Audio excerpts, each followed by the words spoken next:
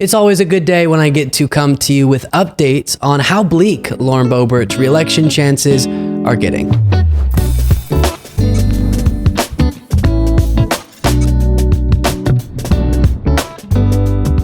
I've said it many times, Lauren Boebert's election is one I'm going to be following very closely because yes, she is one of the most prominent MAGA Republicans, but also she's in a toss-up seat. So unlike some of her MAGA Republican counterparts who are in really safe, deep red districts, she could actually lose.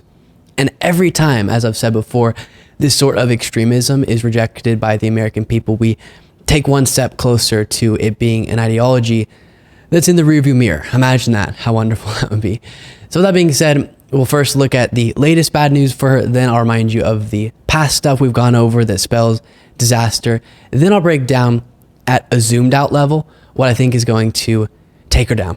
First here from Midas Touch. Now, the next bomb to drop on Boebert's campaign is Colorado's looming ballot initiatives for 2024, which are likely to turn Democratic-leaning voters out in droves. There's a ballot initiative to enshrine abortion rights in the Colorado Constitution, favored by a large majority of voters and Frisch, but opposed by Boebert. These initiatives have also turned out young voters in huge numbers already in the most conservative states like Kansas and Ohio.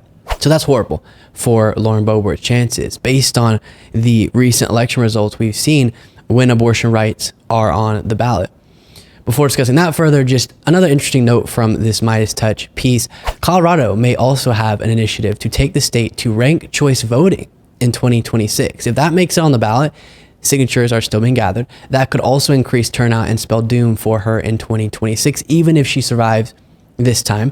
Ranked choice voting has crushed polarizing candidates in other places since voters can put multiple candidates ahead of one they strongly dislike. Alaska's ranked choice system resulted in Sarah Palin's defeat, even though she received the most first place votes in that Republican state because so many Republicans ranked her last among several choices. Obviously, hopefully we won't have to even worry about 2026 with Lauren Boebert and it'll all be over in 2024, but still pretty interesting. And I am becoming increasingly confident about predicting that Lauren Boebert's going to lose.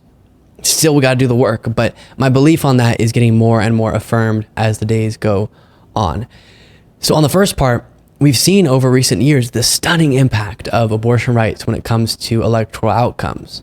When it's heavily associated with a given race or on the ballot through a direct ballot initiative, abortion rights prevail and then Democrats overperform the polls. So if that is yet another factor working against Lauren Boebert in her election against Adam Frisch, it is not looking great for her.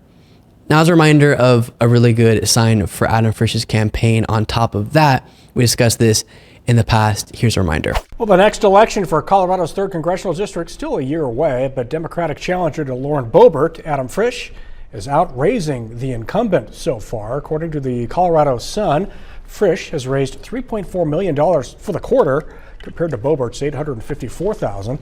Meanwhile, Republican Jeff Hurd, a Grand Junction lawyer, has raised more than $412,000 in the third quarter. A lot of that money coming from big-name conservatives. Hurd will face off with Boebert in the primary. According to the Colorado Sun, Boebert has also recently lost the endorsement of Western Colorado leadership like Mesa County Commissioner Cody Davis and Bobby Daniels, as well as Delta County Commissioner Don Supis. We reached out to Representative Boebert and getting a response. She responded, quote, "Our fundraising has always been powered by the working class families of rural Colorado, which is why I've worked tirelessly to deliver substantive results for them on the local issues that they care most about." She went on to say, quote, "I'm as confident as ever that we will have the resources we'll need to share our message and win in 2024. So in a race that's likely to be very close, again, in 2022, Frisch lost to Boebert by less than 600 votes. Fundraising is going to make a big difference. With more resources, Adam Frisch will be able to get his message out more effectively to the citizens of Colorado's 3rd District. And also, as we previously discussed, reporting indicates that big donors of Boebert's are jumping ship and donating to her Republican challenger, which could make things even worse for her.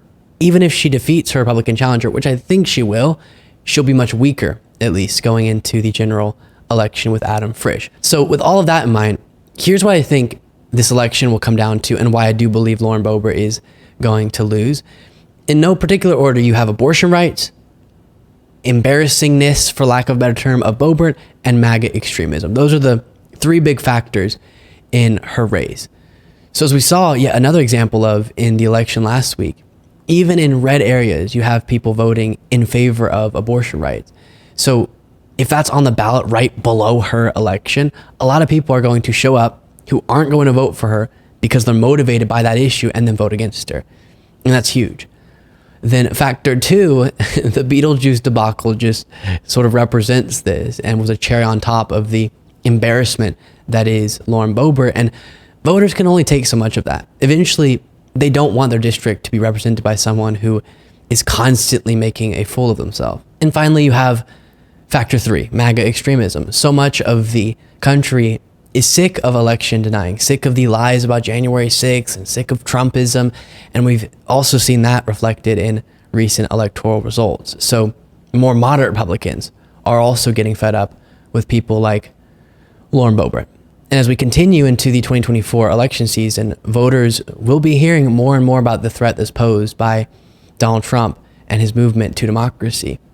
And Boebert's association with Trump will make her a part of that movement in the minds of a lot of voters because she is. And this message, as it was in the midterms, I think is going to be powerful, as it should be. You have all these people who used to work for Trump saying, this guy is an authoritarian and American democracy can't survive a second term of him. But yet Lauren Boebert supports him. And as an example of what I'm referring to, this message, here is former White House aide Cassidy Hutchinson saying this about Trump during a recent interview. These aides he spoke with don't want Trump to be president again. They are loath to be viewed as helping a Democrat. And that, members of this group, including former Attorney General Bill Barr, have argued Trump is both unfit, of course, to serve, has probably committed crimes, but they may still vote for him over a Democrat. Is that what you're hearing from former aides, some who have spoken out and some who have not? Well, to be completely candid, I don't often speak with any of my former colleagues, but from what I read and from articles like this, and also from my experience, there was a point that I felt that way too. I'm not proud of that. But what I will say to that too, though, is that is an egregious form of partisanship. Mm-hmm. Donald Trump isn't a Republican, and yes, maybe by name he considers himself a Republican, but Donald Trump cares more about authoritarian rule than he does our rule of law. Yeah. He doesn't care about preserving our Constitution. He cares about leveraging it for his own power and his own gain. So when we look at this next election, we need to think about, if we want our democracy to survive, who do we elect that we can put in the Oval Office that has the character, integrity, and grit to be able to carry our country through this moment in time? And that person isn't Donald Trump. So Trump's going to be on the ballot as well in 2024. MAGA extremism will be on the ballot. And I think in a district that is a toss-up like Lauren Boebert's, the forces against that are going to be stronger than the forces for it. That message from a bunch of former Republicans and former Trump administration officials will hopefully impact people, especially moderate Republicans, to vote against Lauren Boebert because she is such a prominent figure within this anti-democratic, pro-Trump movement. And I also want to play a clip that we looked at previously of Chris Hayes from MSNBC breaking down a super interesting and hopeful trend that we've been observing in recent elections that could also doom Lauren Boebert. The folks at 538 compiled this chart, 30 different special elections so far in 2023. These are all different districts, legislative state districts, all over the country.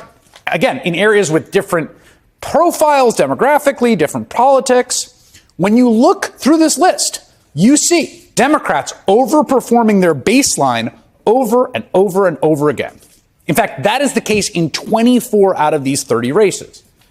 Now, in some instances where you see these big Democratic swings, the Republican candidate still won the election, but they won by a lot less than you would expect. Look at one of the first special elections of the year. It's in Virginia's 24th House District. The Republican won resoundingly by 25 points, but that was a 14-point underperformance for the party. Or look at Pennsylvania's 35th House District. Democrat won by 49 points, overperforming for the district by 37. Even in Kentucky, the Democrats swung Senate District 19 29 points to the left. And we've seen it in Georgia and in Wisconsin, in New York, in Louisiana, in Maine and Tennessee. the combined average of all 30 of these races, again, a somewhat random sample of the country, shows Democrats overperforming the baseline margin by 11 points. This is a real phenomenon. It's really there. It's not polling. It's real. It represents what you might even cheekily call the silent majority. Folks showing up to register their preference in the only polls that really matter. So if once again Democrats, as they have been doing consistently, outperform the polls, and that happens in Frisch's race, then Boebert sunk. And if Trump loses, Lauren Boebert loses, people like Carrie Lake lose, we could have a pretty strong and impactful rejection of this dangerous movement. Hopefully, that's what happens. Before you go, don't forget to become a member at lukebeasleyshow.com/membership to get access to a daily bonus show, an entire bonus show Monday through Friday, exclusively for our members. Plus, follow me on Threads at Luke Beasley Official, Instagram at Luke Beasley Official, X at Luke P. Beasley, and sign up for the Beasley Brief, a daily morning newsletter that summarizes the previous day's events by going to lukebeasleyshow.com/brief. And I'll talk to you all next time.